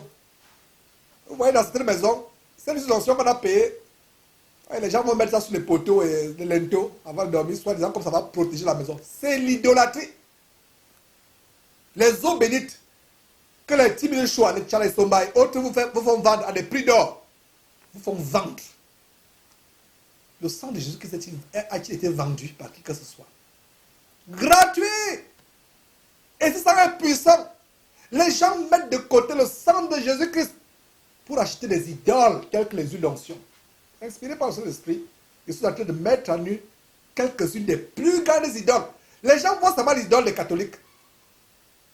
Avec la Vierge Marie, entre guillemets, la statue de la Vierge Marie, les crucifixes, le chapelet. C'est vrai, ce sont les idoles. Mais qu'en est-il des idoles des pentecôtistes évangélicaux protestants? Qu'en est-il de leurs idoles? Il y a même une nouvelle idolâtrie de ces soi-disant pasteurs qui veulent se judaïser et apporter. Ce sont les Africains, Ivoiriens, Congolais, autres, et qui retournent au judaïsme avec les écharpes. Je ne sais pas comment on appelle ces écharpes-là. Au point où, dans une croisade, quand il balance son écharpe sur les gens, son écharpe qui représente avec les couleurs, des rayures blanc et bleu d'Israël, il balance ça sur quelqu'un, les gens tombent. Imprégné de magnétisme, de pouvoir magique, qui font tomber les gens. Le Saint-Esprit m'amène à montrer à nu les grandes idoles de la fin des temps dans le mouvement évangélico-protestant. Les idoles de l'Église catholique sont évidentes. Malgré le fait que les gens s'accrochent toujours à ces idoles, la Vierge Marie, les crucifixes de l'enfant Jésus, toutes ces choses-là, les idoles, l'eau bénite. Mais le mouvement évangélico-protestant, qui est la petite fille, ou l'arrière-petite-fille de Babylone la Grande étant l'Église catholique, ils ont aussi les idoles. L'huile d'onction en est une. Les eaux bénites de Tim Luchois et de Charles Soba et autres en sont autres. Les livres de prière d'autres idoles. L'exemple des Thessaloniciens doit être aujourd'hui notre référence. Verset 9, lisons encore cela, mes frères et sœurs. Verset 9. Car on raconte à notre sujet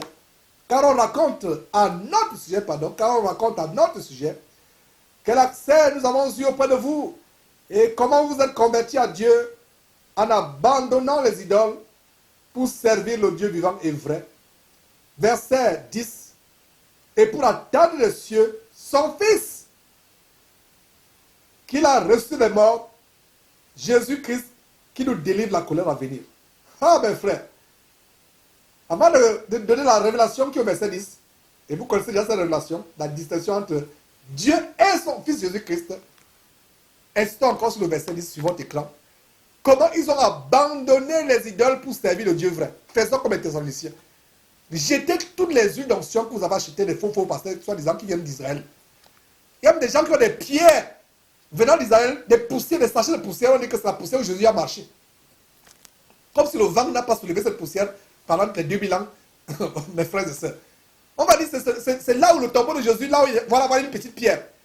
Et on vend cette pierre à des millions de personnes à travers le monde. Comment? Cette pierre, c'était quoi? C'était quoi? Une comète venant d'une planète pour que 1000 personnes puissent en vendre. Rien que ça, vous comprenez que c'est l'escroquerie. On va vous dire que c'est la pierre qui vient du tombeau de Jésus. Voilà où Jésus a marché. Voilà le mont des Oliviers. Voilà les olives sur le mont où Jésus qui a prié la veille de son acte. Là où il disait, Père, Père, éloigne-moi la coupe. Voilà les huiles d'olive qui viennent de cette montagne. Quelle escroquerie dans le corps de Christ. Regardez tout ce qu'on fait pour escroquer ceux qui cherchent Dieu aujourd'hui. Voilà le Jourdain. Comme les bouteilles, on dit que l'eau là vient du Jourdain, là où Jésus s'est fait baptiser par Jean-Baptiste, a payé. Et tout cela, il faut vendre. On vend. L'eau du Jourdain, on vend. L'huile d'onction avec les olives venues du mont des Oliviers, on vend. On dit que l'olive là, c'est même là où Jésus priait, où il a attrapé l'olivier en priant. C'est l'olivier là. Comme si l'olivier là n'a pas été raciné il y a 2000 ans. Les gens achètent. Le tombeau de la pierre là, que Marie disait qu'il va nous donner la pierre. La pierre, on l'a cassé à morceaux. On l'a vendu à 10 milliards de personnes à travers le monde. Chacun, ils achètent. Je suis en train de dire ces choses pour montrer à quel point vous avez même perdu votre bon sens, vous qui achetez ces choses. Je termine cet enseignement aujourd'hui en nous exhortant, du moins en vous exhortant, d'abandonner ces idoles. D'abandonner ces idoles. Les huiles d'onction, les produits venant d'Israël, les livres de prière, les eaux bénites, qu'on fait pulvériser, toutes ces idoles. Parce que la colère de Dieu est sur vous. Si vous avez une idole dans votre chambre, dans votre tiroir, dans votre placard, dans votre table de chevet, La colère de Dieu est sur vous. Repentez-vous au moment où vous écoutez cet enseignement, cette exhortation. Faites le nettoyage dans votre maison. Nettoyez. Versez toutes ces eaux. Ces liquides que vous avez, soi-disant venus de Dieu. Versez-les, brûlez les contenants. Demandez pardon à Dieu. Revenez au Dieu vrai. Pas son Fils Jésus-Christ et pas sa parole qui est dans la Bible. Sa parole et rien que quoi? Sa parole. Détournez-vous des voies de séduction et d'égarement avec toutes ces idoles diaboliques. Brûlez toutes ces idoles. Faites un feu. Livre de prière. Une onction. Eau bénite. Eau du fleuve Jourdain. Huile avec les olives de Gethsemane, le mont des Oliviers. Les pierres du tombeau de Jésus. On va dire qu'il y a je ne sais pas. D'autres vont prendre des photos de cette tombe ou des sachets avec la poussière où Jésus, le trajet, les villes où Jésus marchait, on va par la poussière, comme si le vent n'a pas soulevé cette poussière depuis 2000 ans. On pense que c'est la même poussière. Et même si on avait posé la même poussière, ça vous sert à quoi? Une terre qui sera détruite. La Bible dit qu'il y aura des nouveaux cieux et une nouvelle terre. Ça nous sert à quoi? Mes frères, nous sommes éloignés loin de la foi chrétienne. En suivant les veaux d'or que les uns et les autres ont construits. Au temps de Moïse avec Aaron, ils ont construit combien de veaux d'or? Un seul. Mais aujourd'hui, vous en avez construit des milliers à travers le monde. Pour ne pas dire des millions, pour ne pas exagérer. Il y a des millions de veaux d'or. Chacun ayant sa caractéristique et son nom. Détournons-nous de ces veaux d'or. Détournons-nous de ces idoles. Revenons au Seigneur Jésus-Christ et lui seul. Et lui seul. Nous vous prêchons, mes frères et sœurs, la voix du Seigneur Jésus-Christ. C'est rien que la voix du Seigneur Jésus-Christ.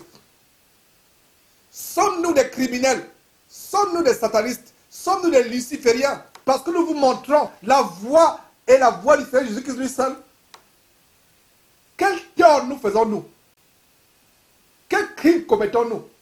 Si ce n'est de vous amener à suivre rien que le Seigneur Jésus-Christ, seulement le Seigneur Jésus-Christ et uniquement le Seigneur Jésus-Christ, et d'abandonner les idoles, de cesser de vous confier à l'homme, de cesser d'aller à Dieu ou d'aller à Jésus-Christ en passant par l'homme, de ne plus mettre votre confiance en l'homme. Quel crime! Bien-aimés frères et sœurs, et vous tous qui suivez, plaidons et dites-moi quel crime nous commettons. Est-ce un crime de vous dire de suivre le Seigneur Jésus-Christ et rien que le Seigneur Jésus-Christ? Est-ce un crime de vous dire d'abandonner les idoles? Est-ce un crime de vous dire, avant de dire Amen en enseignement, vérifiez avec votre Bible ouverte si ce qui est dit est vrai et que c'est la bonne interprétation qui en est faite? Mes frères et sœurs, suivons l'exemple des Thessaloniciens. Non seulement qui ont suivi, qui ont reçu la parole de Dieu au milieu de beaucoup de tribulations et de persécutions, leur foi et leur fermeté, et leur foi et leur espérance demeurant ferme, ne chancelant pas. Mais ils sont aussi détournés de leurs idoles pour servir le Dieu vrai. Terminons par le verset 10 aujourd'hui. On va revenir samedi prochain par le chapitre 2. On va s'arrêter au chapitre 1 aujourd'hui. Il y a tellement de grandes choses dans ce livre de Thessaloniciens qu'on ne peut pas se permettre de... Même s'il faut à chaque émission voir un chapitre, selon que Dieu nous conduit. N'oubliez pas que c'est Dieu qui nous conduit. Ce n'est pas par notre intelligence.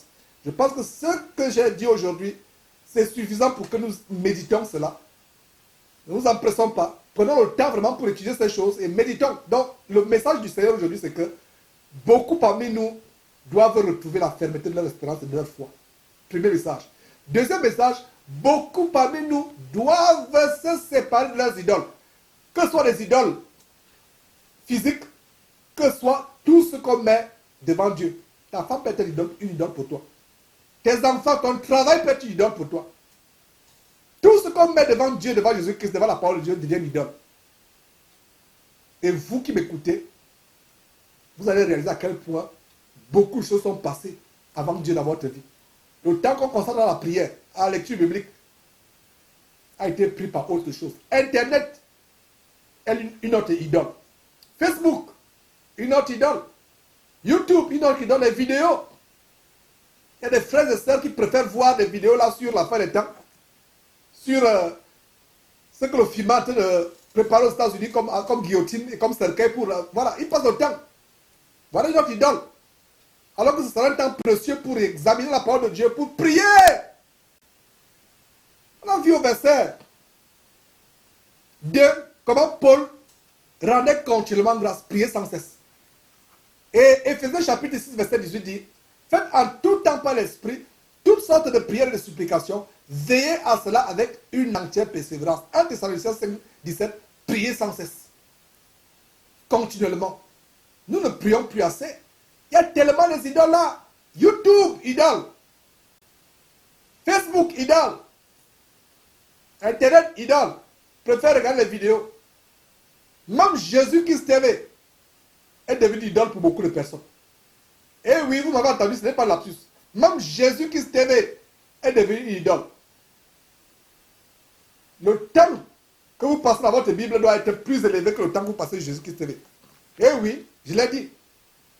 La prière, le temps qu'on passe avec Dieu, mes frères et sœurs, c'est un message pour nous réveiller, pour nous encourager. C'est pour ça que le Seigneur a établi cette chaîne. Pour nous accompagner dans notre voyage vers le retour de Jésus-Christ. Et s'il y a certains qui sont découragés, on les secoue. S'il y a des gens qui sont en train de dormir pendant le voyage, parce que nous sommes en voyage sur cette terre, nous sommes en pèlerinage. Et si certains s'endorment pendant le voyage, on les réveille, on dit la route est encore longue, marchons. D'autres se découragent, on les secoue. Ils se réveillent, ils continuent la marche. Voilà pourquoi le Seigneur a établi cette chaîne. Donc le verset 9 dit ceci. Car on raconte à notre sujet que l'accès nous avons eu auprès de vous et comment vous êtes convertis à Dieu en abandonnant les idoles pour servir le Dieu vivant et vrai. Mes frères et sœurs, faisons le bilan dans nos vies. Chacun de nous a fait le bilan aujourd'hui et dire quelle idole, physiquement ou spirituellement, j'ai dans ma vie. Est-ce que Facebook c'est une idole pour moi? Est-ce que ma femme est une idole? Est-ce que mes enfants, est-ce que mon travail c'est une idole pour moi? Est-ce que Jésus-Christ est une idole pour moi? Tout ce que je mets avant, devant Dieu, devant le Seigneur Jésus-Christ, devient une idole. Est-ce que j'ai encore les idoles d'onction? Maintenant, je n'ai pas les idoles spirituelles, maintenant je parle des idoles physiques. Est-ce que j'ai encore les eaux bénites, les idoles, les livres de prière, les livres de magie? Je vais dire les livres de... Allez sur l'émission où nous brûlons. Les livres qu'une jeune ancienne bouddhiste de Houston, américaine de Houston, avait eu toute sa vie, depuis qu'elle a soi-disant connu Christ. Et on a montré comment elle s'est débarrassée de ces livres, payant une grosse fortune qu'elle a dépensée pour acheter la mort et le séjour des morts. Chacun doit s'examiner à partir d'aujourd'hui. Terminons avec le verset 10 pour aujourd'hui, mes frères. La fin du verset 9 dit ceci: en abandonnant les idoles pour servir le Dieu vivant et vrai, et pour attendre des cieux son Fils. Donc on sert le Dieu vivant et on attend des cieux son Fils. Dites-moi encore que là, c'est Jésus est en même temps son propre Père et son propre Fils. Que Yonggi Cho, avec son évangile bouddhiste, a aveuglé beaucoup de chrétiens qui se prennent pour des chrétiens aujourd'hui, mais qui ne sont que des bouddhistes en réalité. Jésus-Christ est distinct de Dieu, même s'il a 100% de la divinité de Dieu en lui, même s'il a 100% de la nature de Dieu en lui, il n'en demeure pas moins qu'il est séparé de Dieu. Même s'il est un avec Dieu, exactement comme la femme est un avec son mari, exactement comme l'Église est une avec le Seigneur Jésus-Christ, il n'en demeure pas moins que le Seigneur Jésus-Christ est distinct de Dieu, comme l'homme et la femme sont distincts l'un de l'autre, malgré le fait qu'ils forment un, comme l'Église et Jésus-Christ sont distincts l'un de l'autre, malgré le fait qu'ils forment un. Ils sont distincts. Jésus-Christ est à la droite de Dieu dans le lieu céleste. C'est ce qu'Étienne a vu en Actes chapitre 7, versets 55 et 56. Et Apocalypse chapitre 5 nous montre comment Jésus vient prendre le livre que personne ne pouvait ouvrir. Il vient prendre le livre de la main droite de son Père qui est assis sur le trône. Apocalypse chapitre 5. Waouh, mes frères, quelle révélation merveilleuse. Jésus-Christ est distinct de Dieu. Il est assis à la droite de Dieu. Verset 9 et 10. En abandonnant les idoles pour servir le Dieu vivant et vrai, virgule, et pour attendre des cieux son Fils. Le Fils de qui? Le Fils du Dieu vivant et vrai dont parle le verset 9. Posez-vous des questions logiques grammaticales quand vous lisez la Bible. Je répète, posez-vous des questions logiques grammaticales quand vous lisez la Bible. Ne lisez pas la Bible avec les lunettes de théologie, les lunettes d'endoctrinement apostate, les lunettes d'hérésie. Lisez la Bible avec la logique du Saint-Esprit. Posez-vous des questions logiques mathématiques. Verset 10. Et pour attendre des cieux, son fils, le fils de qui? La réponse est le fils, au verset 9, du Dieu vivant et vrai. Donc verset 10, et pour attendre des cieux, son fils, qu'il, c'est-à-dire le Dieu vivant et vrai du verset 9, a reçu des morts, Jésus, qui nous délivre de la colère à venir. Mes frères et sœurs, c'est un plaisir de vous partager ce premier chapitre de l'épître de Paul aux Thessaloniciens, avec tous les encouragements, toutes les exhortations, toutes les motivations, les encouragements, mes frères et sœurs, afin que nous tenions ferme, afin que notre foi ne vacille point, ne chancelle point, ne soit pas ondoyante, afin que notre fermeté soit stable et ferme malgré les vents et marées, malgré les tempêtes de persécution, malgré les ouragans et tsunamis de tribulation, que notre foi et notre fermeté soient fermes, afin que nous nous débarrassions véritablement de toute idole dans notre vie, que ce soit les idoles physiques, comme les idoles des catholiques, Vierge Marie, etc., les crucifixes, chapelets, que ce soit des idoles des évangéliques protestantico-pentecôtistes, qui sont les huiles d'onction, les eaux bénites, les eaux d'onction, les pierres qui viennent d'Israël, les poussières qui viennent d'Israël, les huiles d'olive qui viennent du mont Gethsemane, que ce soit les idoles telles que Facebook, telles que YouTube, telles qu'Internet, telles que toute autre distraction, tout ce que nous mettons devant Dieu et devant son Fils Jésus-Christ. Que la paix du Seigneur Jésus-Christ soit avec vous, mes frères et sœurs. Prions et séparons-nous. Éternel Dieu, merci pour cette émission d'aujourd'hui. Je ne pensais pas pouvoir la faire, mais tu nous fais triompher en toutes choses. Nous te rendons grâce, Père. C'est la force que tu nous communiques, Seigneur Dieu. Donne ton Saint-Esprit à ceux qui n'en ont pas encore, Père. En partageant ce chapitre, nous réalisons à quel point nous sommes encore éloignés de toi. À quel point nous devons véritablement nous approcher de toi en retrouvant notre foi, en retrouvant la fermeté de notre espérance et surtout en abandonnant nos idoles. Tout ce qu'on a mis en avant, tout ce qui est prééminent devant toi, tout ce qui prévaut devant toi.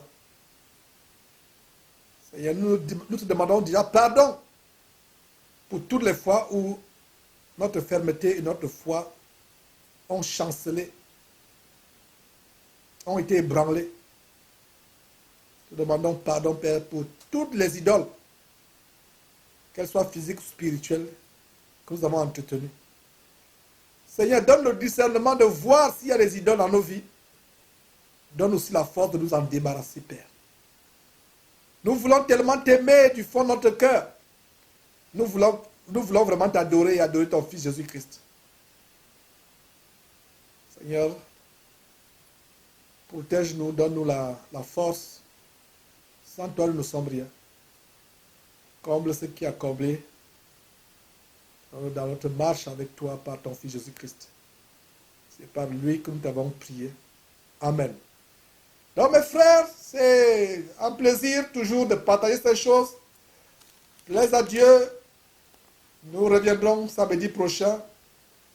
Donc plaise à Dieu, nous reviendrons le samedi 14, ou plutôt le samedi 11 juin de l'an de grâce 2016 pour continuer le chapitre 2. Plaise à Dieu si Jésus-Christ ne revenait pas entre-temps et si nous, Dieu, par sa grâce, nous conservait le souffle de vie. Nous reviendrons pour continuer ce chapitre 2 de la première épître de Thessaloniciens autour d'un thème selon que le Saint-Esprit lui-même nous en inspirera. Bye bye. Vous connaîtrez la vérité et la vérité vous affranchira.